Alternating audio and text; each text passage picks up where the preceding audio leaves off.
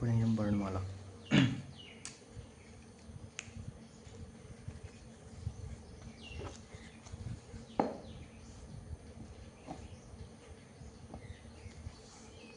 वर्ण 52 होते हैं, स्वर 11, अ आ इ उ उ ए उ औ। मूल्य हाश्वर 4, दीर्घ स्वर 7, आ ई उ और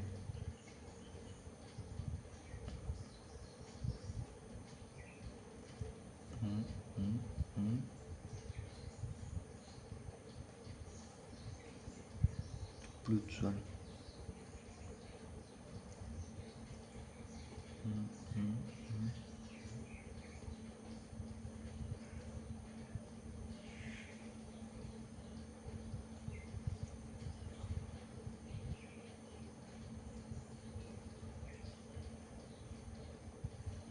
के बाद आ वर्णों की दोनों श्रेणियों में किसी के साथ जातीय योग है, इसलिए इन दोनों ध्वनियों को अयोगवाह कहते हैं। ना तो स्वर से योग, ना व्यंजनों से, अतः अयोग फिर से अर्थ वहन वाह करते हैं। मूल व्यंजन का वर्ग का, ख, ग, ह, ड़ कंठ स्वर। च वर्ग च, छ, च, झ, झ तालव्य। टा वर्ग टा, ठा, ड, ढ, ण मूर्धन्य। ता वर्ग ता, थ, ध, ध, न दंत। पा वर्ग प, फ, व, भ, म ओष्ठज व्यंजन। य, र, ल, व अंत्यस्थ व्यंजन। श, श, श, ह ऊष्म व्यंजन। छत्राज्ञ अनढ छत्राज्ञ श्री संयुक्त व्यंजन।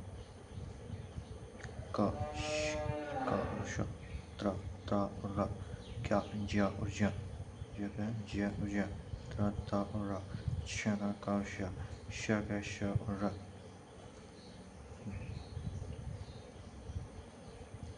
ड़ और ढ उच्चप्त द्विगुण व्यंजन।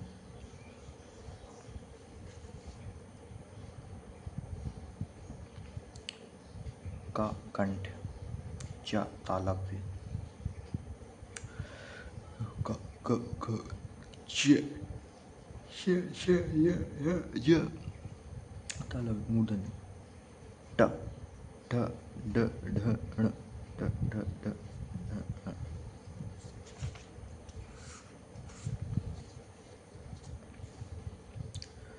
त, दंत, त, थ, द, थ, न त, द दंत्य। प ओष्ठ, प, फ, ब, भ, म दंत। ता, था, दा, ध, न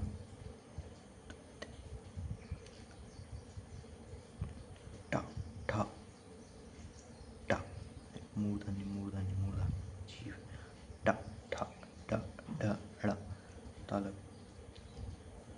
च, च, छ, छ, छ, ज कंठ। क, ख, ग, घ, ड़। भाषा की न्यूनतम इकाई वाक्य है। वाक्य की न्यूनतम इकाई पद या शब्द है और शब्द की न्यूनतम इकाई वर्ण है। शुरू। वर्ण को हम अक्षर भी कहते हैं, जिसका अर्थ अनाश्वान होता है। अतः वर्ण अखंड मूल ध्वनि का नाम है, अर्थात किसी भी शब्द का वह खंड जिसका अन्य कोई खंड या विभाजन नहीं किया जा सकता वर्ण कहलाता है। संक्षेप में वर्ण वह छोटी से छोटी ध्वनि है जो कान का विषय है और जिसके टुकड़े नहीं किए जा सकते, जैसे आ, ई, वा, चा, का इत्यादि। प्रत्येक भाषा में कई वर्ण होते हैं। मूल रूप से ध्वनि में 52 वर्ण हैं और वर्णों के इस व्यवस्थित क्रम को ही वर्णमाला कहते हैं। स्वर वर्ण वे वर्ण जिनके स्पष्ट उच्चारण के लिए किसी दूसरे वर्ण की आवश्यकता न हो, अर्थात किसी विरोध या बाधा के इनका उच्चारण होता है, वो स्वर या अच कहलाते हैं तथा ये स्वतंत्र होते हैं। स्वरों का वर्णन। मात्रा एवं उच्चारण के आधार पर हास्य या मूल स्वर, जिन स्वरों के उच्चारण में बहुत कम समय लगता है, उन्हें हास्य स्वर कहते हैं। इनकी संख्या 4 है। आ ई उ ऋ, हाश स्वर आ ई उ ऋ। हाश स्वर मतलब उच्चारण बिल्कुल कम समय लगा हुआ है। आ ई उ ऋ। दीर्घ स्वर, जिन स्वरों के उच्चारण में स्वर दुगना समय लगता है दीर्घ स्वर कहलाते हैं। इनकी संख्या 7 है। 2 बनने होते हैं, एक होते हैं सजातीय स्वर 3, विजातीय स्वर 4। अ इ उ ई उ ऊ आ इ ऐ ए ओ ओ।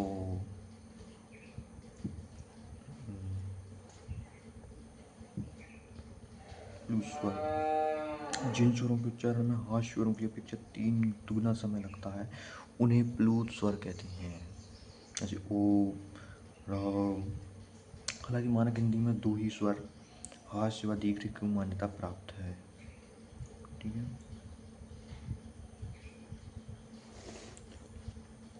जीभ की ऊंचाई या मुंह खुलने के आधार पर, विव्रत आ, अर्धविव्रत ए ओ आ, संवृत ई ऊ ऊ, अर्धसंवृत ए ओ।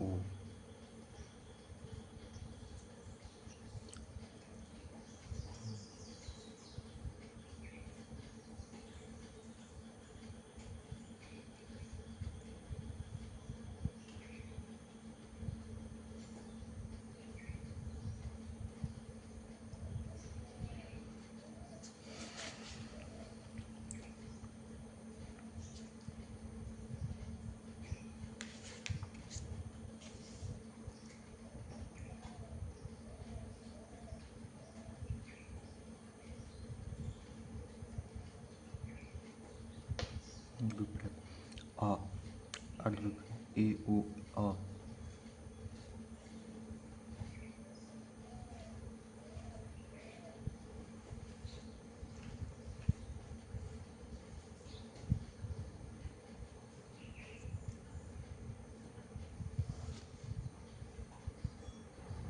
देखो, विव्रत आ, अर्धविव्रत ए ओ आ, संवृत ई ऊ ऊ, अर्धसंवृत ए और ओ।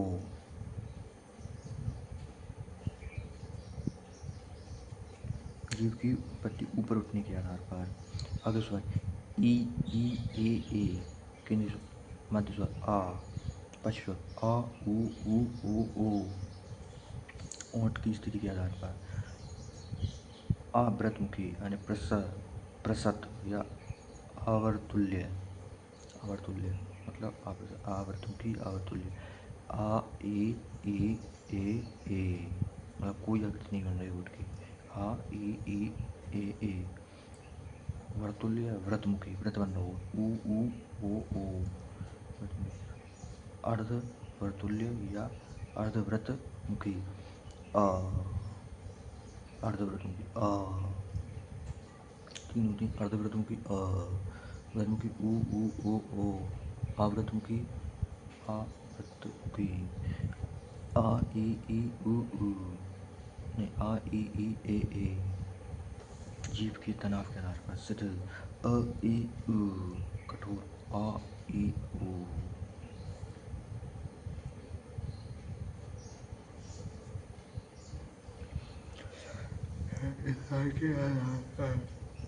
उच्चारण के स्थान कंठ से आ तालव्य से ई, मूर्धन्य ऋ, ओष्ठ ऊ, अनुनासिक अनुस्वार अ कंठ ए, कंठ तालव्य, कंठ ओष्ठ ओ। ये तो ठीक है। तालव कंठ याद कर लो आ, तालव ई, मूर्धन्य ऋ, ओष्ठ ऊ याद जो ए का हो आ और ए तो कंठ ई का है, तालव्य का तो कंठ तालव्य है। आ ई कंठ तालु मूर्धा ओष्ठ, कंठ तालु कंठ तालु मूर्धा ओष्ठ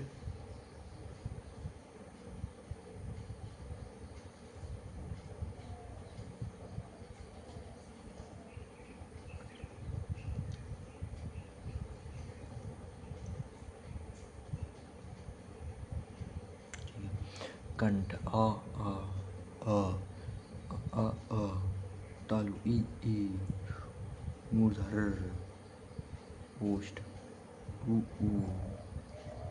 कंठ तालव्य ए कंठ ओष्ठ ओ अनुनाद से आ। ठीक है, चलते हैं व्यंजन की ओर। जिन वर्णों का उच्चारण बिना स्वर की सहायता के संभव नहीं होता वे व्यंजन वर्ण के अंतर्गत नहीं आते तथा इनमें आ स्वर छुपा होता है। हिंदी वर्णमाला से स्वरों को पैसे स्वर मिलते हैं। आ स्वर का घ और इनसे स्वर आ निकाल दें तो यह व्यंजन हलंत के रूप के होते हैं। स्वर वर्ण स्वतंत्र तथा व्यंजन वर्ण स्वरों पर आधारित होते हैं। मूल व्यंजन वर्णों की संख्या 33 है। क्या किया? 33 है। केंद्रीय हिंदी निर्देशालय के अनुसार वर्तमान में व्यंजनों की कुल संख्या 40 है।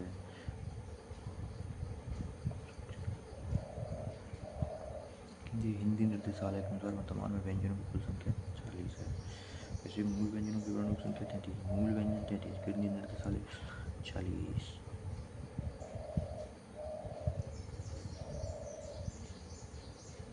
हिंदी वर्णमाला में विशिष्ट व्यंजन के रूप में वर्ण को स्थान दिया गया है।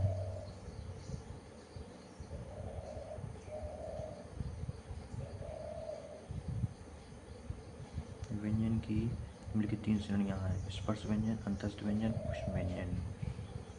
स्पर्श व्यंजन वे व्यंजन जो कंठ तालु दंत ओष्ठ मूर्धा स्थान से स्पर्श की सहायता से बोले जाते हैं।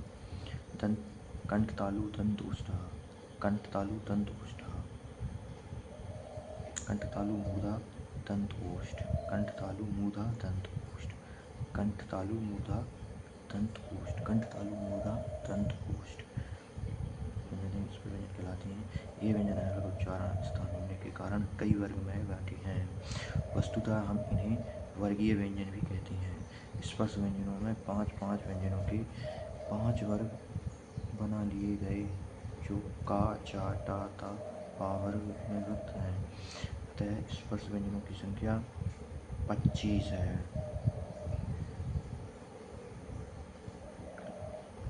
स्पर्श व्यंजन 25 है। का, चा, टा, ता, पा वर्ग में। का, कच्चा टमाटर तूने पकाया, कच्चा टमाटर तूने पकाया, कच्चा टमाटर तूने पकाया। तो का, चा, टा, तू पकाया, कच्चा टमाटर तूने पकाया। का, ख, ग, घ, ड़ कंठ से उच्चारित। च, छ, ज, झ, झ तालु से कंठ तालु मूर्धा दंत ओष्ठ, कंठ तालु मूर्धा दंत ओष्ठ। का, ख, ग, घ, ङ कंठ, छ, छ, ज, झ, झ तालु, टा, ठा, ड, ढ, ण मूर्धा, त, थ, द, ध, न दंत, प, फ, व, म, फ, म, प, फ, व, म ओष्ठ। और आखिरी पंचमाक्षर है ड़, च, ण, न, म। अंतस्थ व्यंजन जिन वर्णों का उच्चारण जीभ तालु दंत कहीं भी पूर्ण स्पर्श नहीं होता अंतस्थ व्यंजन कहलाते हैं। ये 4 हैं। अंतस्थ य, र, ल, व जिन वर्णों का उच्चारण जीभ तालु दंत ओष्ठ से को सटाने से होता है परंतु कहीं भी पूर्ण स्पर्श नहीं होता, जैसे य, र, ह, ल, व, वा। य और वा अर्ध स्वर भी कहलाते हैं। या और वा, य अर्ध स्वर। ऊष्म व्यंजन य, र, ल, व कहाँ है? अंतस्थ व्यंजन यानी कि सटानुप्रास लेकिन पूरे नहीं सटाएंगे। जैसे या, र, ल, व, च छ छ उसमें जिन व्यंजन वर्णों का उच्चारण घर्षण या रगड़ के फलस्वरूप उत्पन्न ऊष्म वायु से होता है वे ऊष्म व्यंजन कहलाते हैं। जैसे श श श ह रगड़ से उत्पन्न श श श ह ऊष्म श श श ह। व्यंजन के उपर्युक्त प्रकारों के अध्ययन से हमें व्यंजन की उत्पत्ति स्थान समूह आदि का पूर्णतः ज्ञान प्राप्त हो जाता है, परंतु इसे और सहज बनाने के लिए व्यंजनों का वर्गीकरण उच्चारण के आधार पर किया जाता है। व्यंजन के उपयुक्त प्रकारों के अध्ययन से हमें व्यंजन की उत्पत्ति स्थान समूह आदि का पूर्णतः ज्ञान प्राप्त हो जाता है, परंतु इसे हम सहज बनाने के लिए व्यंजनों का वर्गीकरण उच्चारण के आधार पर किए हैं। व्यंजनों का वर्गीकरण उच्चारण स्थान के आधार पर स्वरयंत्र में काकल्य ह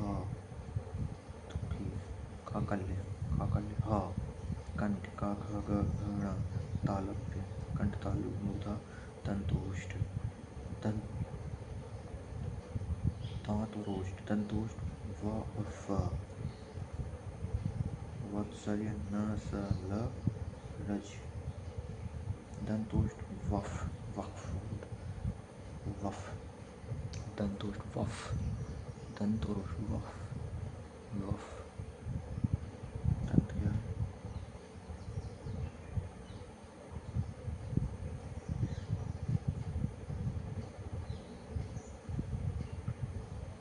यस तालु य और सा तालव्य है। मूर्धन्य ट ठ ड ढ ण स और र श श श शंकर तालु शंकर शंकर और विषय विषय मूर्धन्य विषय मूर्धन्य दंत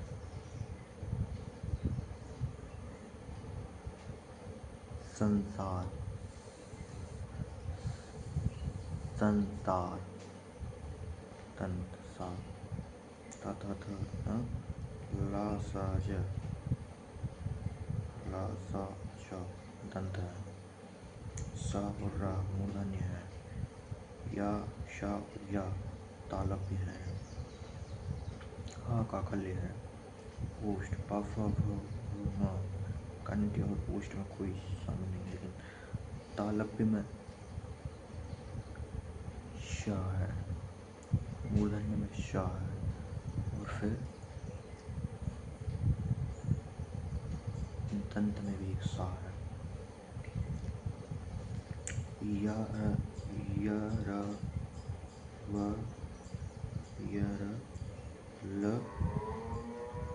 व दंतोष्ठ में य र ल व दंतोष्ठ।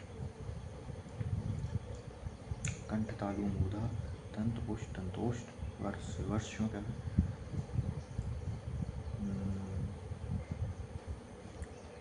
शरल नज्म नज्म सरल सरल जन न सरल ज सरल जन सरल जन सरल जन वर्ष को क्या कर लो सरल जन लवरिया अंतस्थ होगा लवरिया लवरिया वर्ष को क्या है सरल जन वर्ष को दंतोष्ठ को वफ दंतोष्ठ वफ व और फ वफ सरल जन वर्ष को ओष्ठ को प फ व भ म मूर्धन्य में श तो सा तीन दंत ओष्ठ मूर्धा कंठ तालव्य कंठ तालव्य मूर्धा, कंठ तालव्य मूर्धा, दंत ओष्ठ दंतोष्ठ वर्ड से। तो कंठ में कोई नहीं है, तालव्य में श या श, यस यश, यश तालव्य में, मूर्धा में रस, श य र वा, मूर्धन्य में क्या है र, और दंत में क्या है श ज,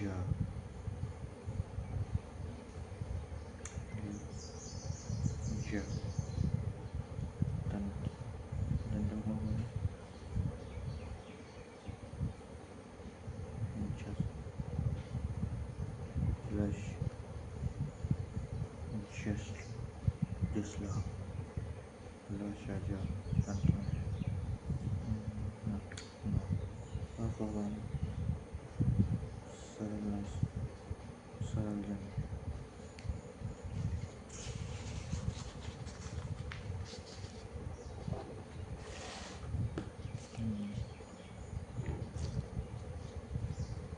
कंठ आ का वर्ग और हा कंठ। फिर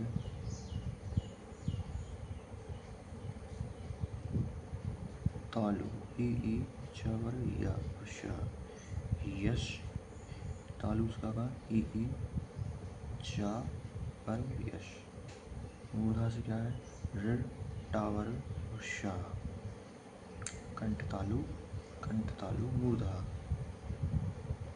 दंत और ओष्ठ, दंत से क्या है तावर और शा, तावर और शा, ला ओष्ठ ऊगल, ऊ आवर,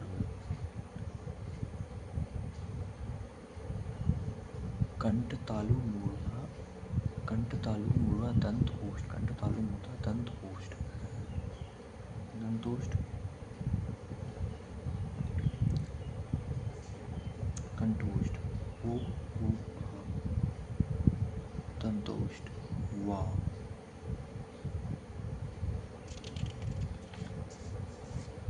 वफ वा, नासिका, पंचमाक्षर और एक कंठ तालु ए। उच्चारण प्रयत्न के आधार पर अभ्यंतर प्रयत्न, स्पर्श, स्पर्श व्यंजन कौन से हैं शुरुआती चार, स्पर्श संघर्षी च छ च छ,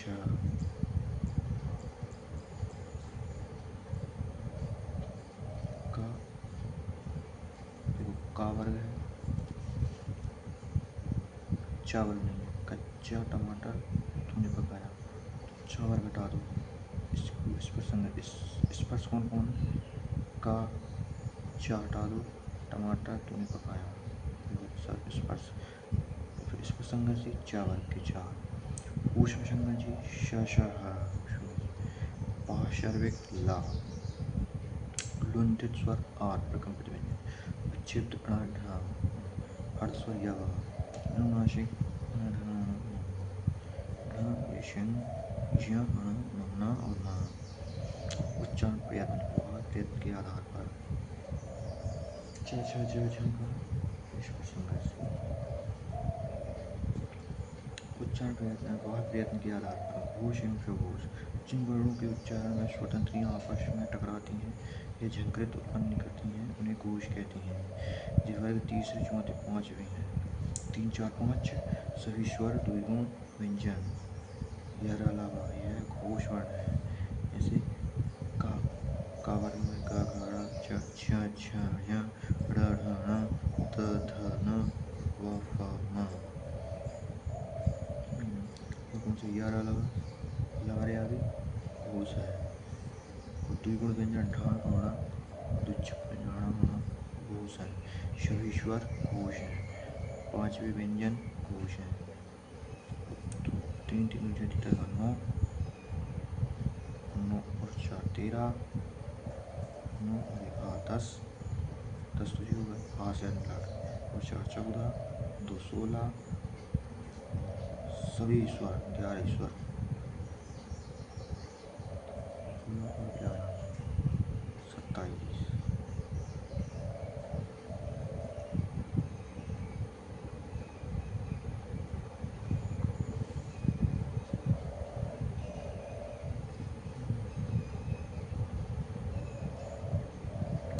चार 14, 15 16,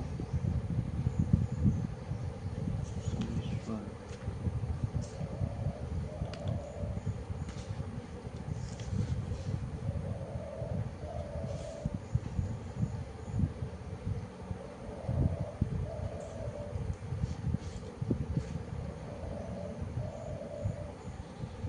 जिन वर्णों के उच्चारण स्वतंत्र एवं कंपन न हो, केवल श्वास की आवश्यकता हो, अघोष कहलाते हैं। जैसे का, चा, चा, टा, टा, था, फा, फा। प्रत्येक वर्ग के प्रथम और द्वितीय वर्ण श, श, श अघोष वर्ण है। 4 श, 3 श अघोष है। श, श, श कंपन नहीं होगा, कंपन हो जब तो अघोष में, कंपन नहीं होगा। घ, घ, ड़, ज, झ, का।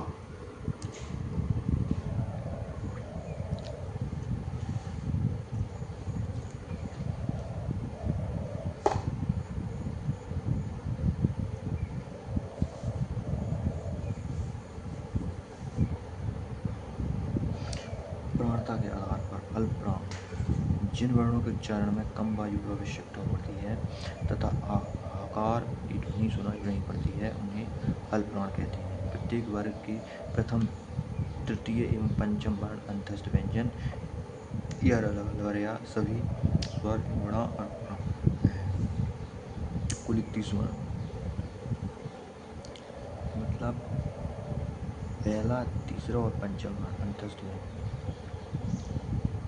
जिन वर्णों के उच्चारण में कम वायु की आवश्यकता पड़ती है तथा आकार की ध्वनि सुनाई नहीं पड़ती है, उन्हें अल्प प्राण कहते हैं। लवरिया का पहला, तीसरा, पांचवा, पहला, तीसरा, पांचवा, लेकिन दूसरा, चौथा महाप्राण है। कुल 31 वर्ण है। 5 5 5 3 15,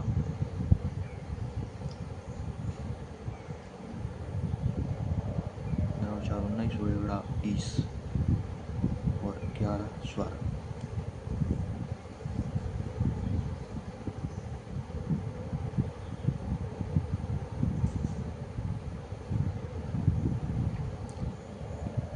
महाप्राण जिन वर्णों के उच्चारण में अधिक वायु की आवश्यकता पड़ती है तथा आकार की ध्वनि सुनाई पड़ती है, उन्हें महाप्राण कहते हैं। इस प्रत्येक वर्ग के द्वितीय एवं चतुर्थ वर्ण ऊष्म व्यंजन श, श, श, श, ऋढ़ महाप्राण है। ऋढ़ अल्प प्राण है, ऋढ़ महाप्राण है। कुल 15 वर्ण। श, श, श, महाप्राण है। लवरिया अल्प प्राण।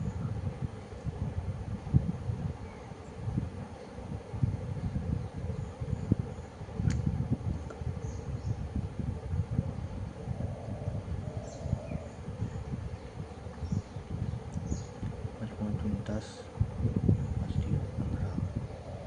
अनुस्वर, अनुनासिक एवं अनुनासिक। सामान्यतः हम कई बार अनुस्वर अनुनासिक को लेखन शैली में एक जैसा देख लेते हैं, जो कि व्याकरण एवं उच्चारण की दृष्टि से उचित नहीं है। हालांकि अनुनासिक और अनुस्वर की ध्वनि कुछ हद तक समान होती है, परंतु वास्तविकता में एक दूसरे से अलग है। इसलिए अनुस्वर और अनुनासिक का प्रयोग लेखन शैली में अत्यधिक सावधानी से करना अनिवार्य है। जैसा कि हम जानते हैं कि अनुनासिक के उच्चारण में मुंह से अधिक नाक से बहुत कम सांस निकलती है। चांद, चांदनी। अनुनासिक मुंह से अधिक और नाक से कम सुनिए। मुंह से अधिक,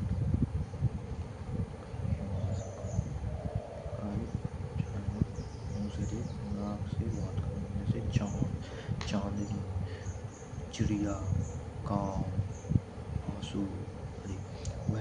वहीं अनुनासिक के विपरीत अनुस्वर में मुंह से कम और नाक से ज्यादा। अनुस्वर में मुंह से कम और नाक से ज्यादा। जैसे संग, मंद, छंद, पंच, अंग। अनुस्वार है, जो अनुस्वार है और जो अनुनासिक है। अनुनासिक मतलब नाक से कम मुंह से ज़्यादा, और अनुस्वार मुंह से कम नाक से ज़्यादा। अनुनासिक स्वर की विशेषता है कि जिसमें चंद्र बिंदु लगता है, वहीं अनुस्वार जो कि एक व्यंजन ध्वनि है, वर्ण पर बिंदु लगाकर अपनी विशेषता को प्रकट करता है। हिंदी के तद्भव रूपों में अनुनासिक का प्रयोग चंद्र बिंदु लगाकर होता है, पर तत्सम शब्दों में अनुस्वार लगता है। तद्भव में चंद्र बिंदु और तत्सम में अनुस्वार, जैसे दंत से दांत, अंत से आंत, हल या हलंत। जैसा कि हम जानते हैं कि प्रत्येक व्यंजन वर्ण आ स्वर के साथ मिलकर बना है। हालांकि आ स्वर पीछे रूप में रहता है, इसके अभाव से व्यंजन वर्ण आधा हो जाता है। ऐसी स्थिति में हम व्यंजन वर्ण को लिखते समय जिस चिन्ह का प्रयोग करते हैं वह हल चिन्ह होता है, जैसे का, खा, गा, चा, छा आदि। का, खा, गा, चा, छा आदि। भाषा की सबसे छोटी इकाई लिखित इकाई वर्ण होती है। भाषा की सबसे छोटी लिखित इकाई क्या है? वर्ण। भाषा की सबसे छोटी मौखिक इकाई ध्वनि है, जो उच्चारण में स्वतंत्र हो स्वर है। मानक हिंदी के अनुसार स्वरों की कुल संख्या 11 है। उच्चारण के आधार पर स्वरों की संख्या 10 है, ऋ को छोड़कर। आ आगत स्वर कहलाता है। आगत स्वर जो स्वरों की सहायता से बोले जाएं व्यंजन कहलाते हैं। मूल रूप से हिंदी में 52 वर्ण हैं, लेकिन हिंदी निर्देशालय के अनुसार वर्णमाला में 53 वर्ण, एक विशिष्ट वर्ण ल जो है। कामता प्रसाद गुरु के अनुसार मूल वर्ण 43 माने जाते हैं। ऋ में स्वर और व्यंजन दोनों का मेल है। अयुग्म आ और आहा। ह्रस्व स्वर को एक मात्रिक स्वर और दीर्घ स्वर को द्विमात्रिक स्वर कहते हैं। उच्चैः द्विगुण ताड़नजात द्विस्पष्ट व्यंजन ढ़ और ढ़ है। उच्चैः द्विगुण ताड़नजात द्विस्पष्ट व्यंजन। हिंदी में पंचम अक्षर की संख्या 5 है। ण, ज, ण, न, मान। ह्रस्व यव है। स्पर्श व्यंजन पंचवर्ग के व्यंजन कहलाते हैं। नागरी प्रचारणी सभा काशी हिंदी प्रचार की सबसे पुरानी संस्था है। नागरी प्रचारणी सभा काशी हिंदी प्रचार की सबसे पुरानी संस्था है। बाल गंगाधर तिलक ने देवनागरी के प्रचार को राष्ट्रीय आंदोलन कहा। विनोबा भावे ने देवनागरी को लोकनागरी की संज्ञा दी। नागरी लिपि का उद्भव 8वीं से 9वीं शताब्दी के मध्य माना जाता है। ऋ को छोड़कर आह और अम और आह के साथ सभी स्वर के परस्पर मिलाप को 12 कड़ी है। तलबिंदु नुक्ता या हर्फ अरबी फारसी की विशेषता है। तलबिंदु या नुक्ता या हर्फ। तलबिंदु नुक्ता या हर्फ। तलबिंदु नुक्ता हर्फ। तलबिंदु नुक्ता हर्फ अरबी फारसी की विशेषता है। रा लुंठित व्यंजन तथा ला पार्श्विक व्यंजन कहलाता है। आ उदासीन स्वर कहलाता है। हा का कल्य ध्वनि स्वर यंत्रीय है। श, श, श का स्पर्श संघर्षी के अंतर्गत आते हैं। अनुनासिक शब्दों का तद्भव रूप लगाया जाता है। स्वरों के उच्चारण में लगने वाले समय को मात्रा कहा जाता है। वर्ष 1967 में शिक्षा मंत्रालय द्वारा हिंदी वर्तनी का मानकीकरण शीर्षक पुस्तिका प्रकाशित की। 67 में संस्कृत को देवनागरी वर्णमाला में सम्मिलित ऋ को हिंदी की मानक वर्णमाला में स्थान नहीं दिया गया। ऋ को ऋ नहीं दिया गया है। धन्यवाद।